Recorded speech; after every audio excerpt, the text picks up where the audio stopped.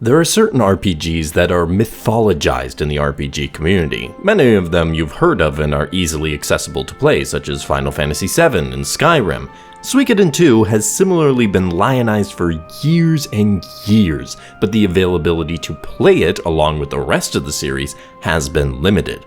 For that reason alone, the Suikoden 1 and 2 Remastered Collection was a great release. However, that means that now I get the chance to really dive into this series.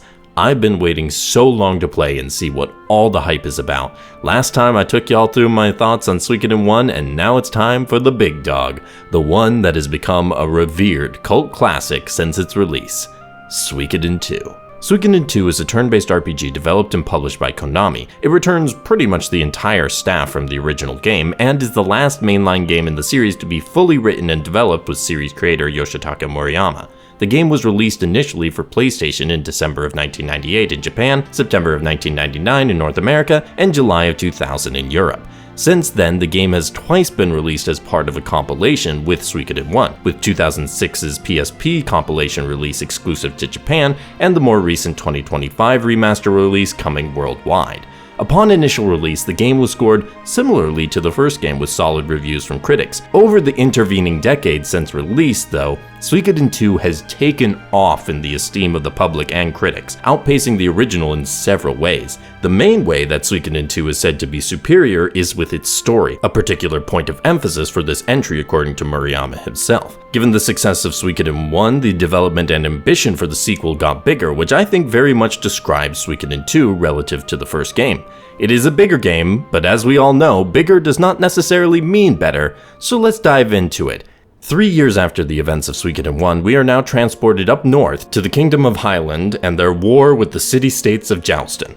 We join up with two characters, our player character, default named Rio, no, not spelled like my Rio, and Joey. They are part of a group of youth soldiers called the Unicorn Brigade. We start with hope of peace between Highland and Joustin, but the night ends in despair as an attack dashes any prospect of a lasting ceasefire.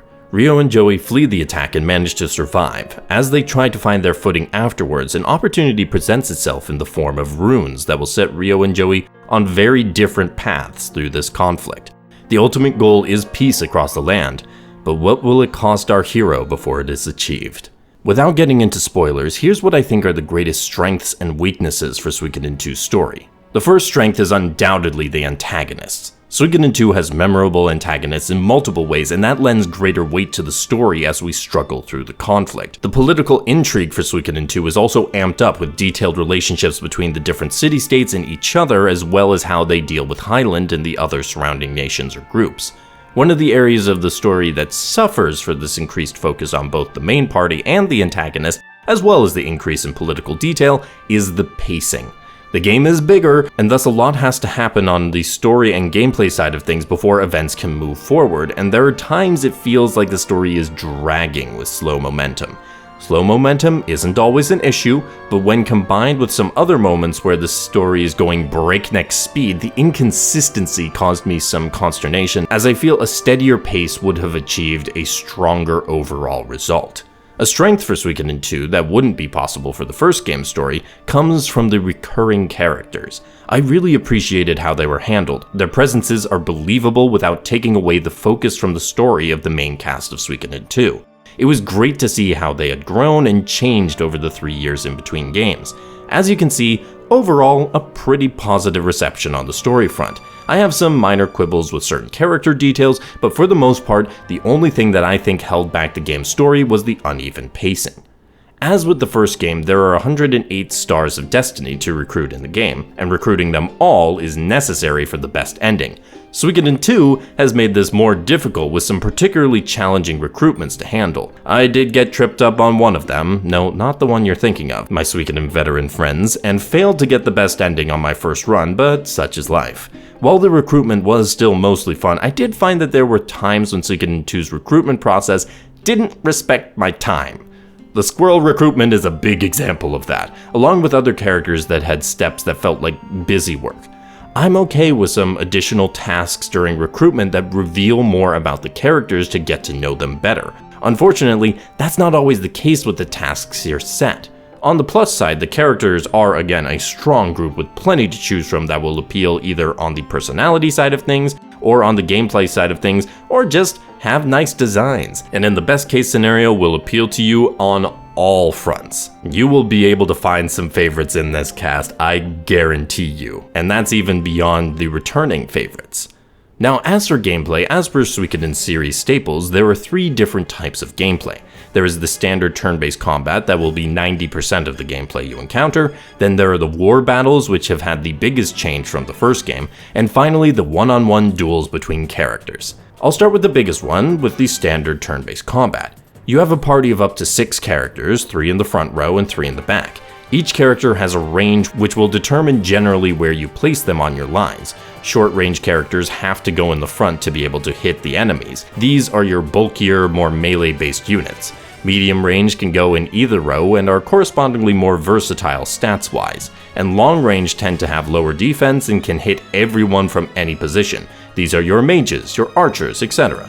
Once they are positioned, you'll be taking on your foes with a few different options. You have standard attacks, defend, runes, and unite skills, as well as the RPG staples of items and running away. Runes are effectively the magic of the game. Some characters come with runes when they are recruited that can do various things from elemental abilities to specific attack techniques. Deciding who gets what rune is crucial for battle preparation, as well as balancing using them, as you can only use them a limited number of times before needing to rest. Suikoden 2 also adds in a twist where you can equip multiple runes on the same character, allowing for more flexibility for building your fighters to tackle different enemies. Unite attacks group up characters with a connection, which can be everything from Ryo and Anami's sibling bond to just a nice group of some dapper gentlemen. For the most part in combat, you can get by just with regular attacks, and the occasional heal as you're traversing an area. It's with the boss battles that the real challenge comes, and you'll be using those runes and unite skills to their fullest. This does mean you have stark differences in difficulty across your playthrough, but at least narratively speaking, the bosses you'd expect to be most challenging are in fact the most challenging. It's a nice mix of story and gameplay. Speaking of mixing story and gameplay, the war battles are supposed to be all about that. Instead of commanding party members, you are commanding whole units that you can arrange to create the best combinations. Then you set out for some turn-based strategy. Unfortunately, this is where things get dicey.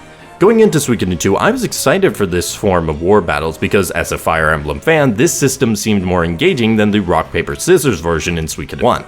What I didn't count on was how tedious movement is, as well as how poorly explained the system is overall.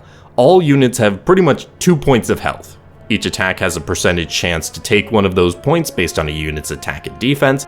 No, you can't see the percentage unless you have a very specific ability to see them. You'll usually start a distance from the enemy and your infantry can only move 1 square at a time, your cavalry can move 2 or at a maximum 3. Battles can mostly go quick, however war battles are also where you can lose characters permanently.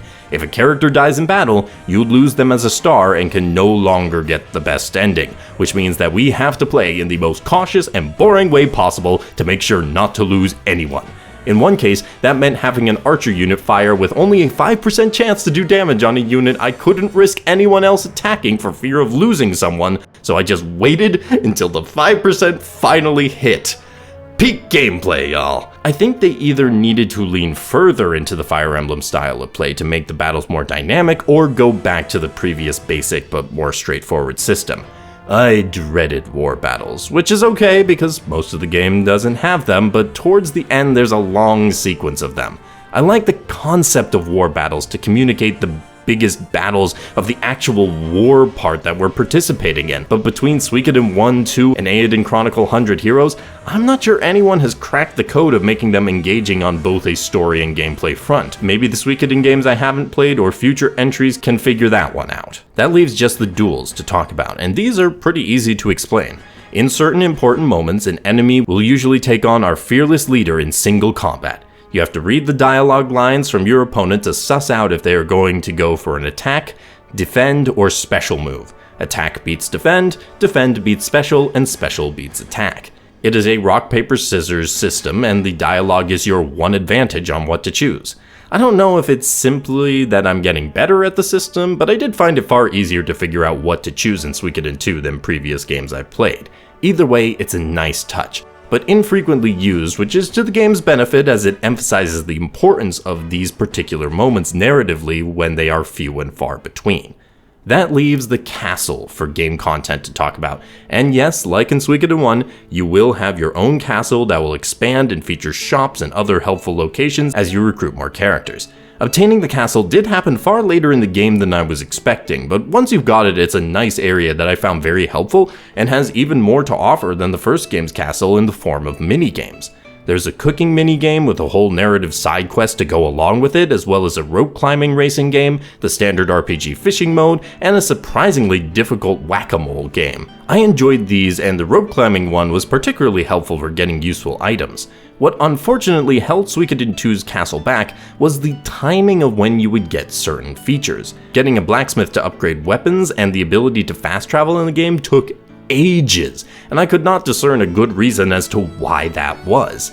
It goes back to the respecting time issue I had with the recruitment process and is definitely my biggest annoyance when it comes to my experience with Suikoden 2. Apart from that, the castle is a great time, and I think the castle was well laid out, fun to explore when upgrading, and had plenty going on to keep my attention and provide some bonus content. And on top of that, it looked nice as well, which leads me into the presentation of the game. The art for Suikoden 2 is solid. One of the best things about the Suikoden series is both how the characters, even the non-human ones, are both distinctive as well as being able to seamlessly fit into the world. I liked how the different races were also integrated into the world via the settings such as architecture and movement through space. The animation in general is smoother and more dynamic than the first game. I found this most notable during battles for Rune and Unite abilities. There is an increase in the amount of cutscenes as well for some shorter scenes, nothing particularly major, but it adds to the drama of key points in the story. Another aspect of the game that I enjoyed was the music. I think I can officially say that every soundtrack should have some songs that incorporate vocalizations into them. Suikoden 2 uses them sparingly and effectively, along with having plenty of solid songs to ground out the rest of the soundtrack. The UI is largely the same from the first game and was updated for the remastered version. The UI does its job without much additional flourish. The UX is an interesting area because the biggest improvement from game to game comes with the inventory system. Yes, you still have to manage individual characters' inventories and have limited total space, but it is not nearly as exhausting to buy new equipment or change items over to another character. Plus, the system in general is far more generous with space and how you can manage it at the castle or while exploring around. That being said, I will go back to the point I made about recruitment and the timing of certain abilities being available to the player, such as fast travel. I won't belabor the point, I simply wish the game was more considerate of our time as players, and it is too bad the remastered version wasn't able to fix some of those issues. The remaster did a few things for Suikoden 1 and 2 in general. The updated art is pretty obvious. The game also did some localization, error cleanup, and bug fixing, although I'm told one of those bugs they fixed would have benefited me specifically immensely. You can speed up combat, which is definitely helpful for the longer rune animations. They added a chat log that you can even pin messages for to keep track of specific objectives, at least that's how I used it. Movement is improved from being able to dash immediately to being able to run diagonally. For Suikoden 2 specifically, an event timer for a specific character quest can now be stopped, meaning you don't have to rush to a particular point to see that event. The autosave feature was added, but as with Suikoden 1, it is only in areas where there is already a save point and is therefore pretty much pointless. Now, since release, there's been a post from Konami about certain changes that they want to add to the remasters. A lot of them are ones that would be very helpful, such as being able to close the game on PC. I have to shift tab to close the game out every single time, and providing information in-game as to what items can be equipped to whom. I'm glad Konami is planning to continue to improve the release and firmly establish these as the definitive way to play Suikoden 1 and 2. Suikoden 2 is a solid, memorable game with a lot for those who love character growth and political intrigue. The story will have you along for a ride even if some of the twists may not be as surprising now as they once were. The gameplay changed in mostly positive ways, especially when it comes to standard battles. So, to go back to my earlier question of, is bigger better for Suikoden 2?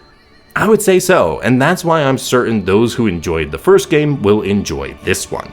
As for those who go ahead right to Suikoden 2, I hope you enjoy it as well. Let me know how your experience goes.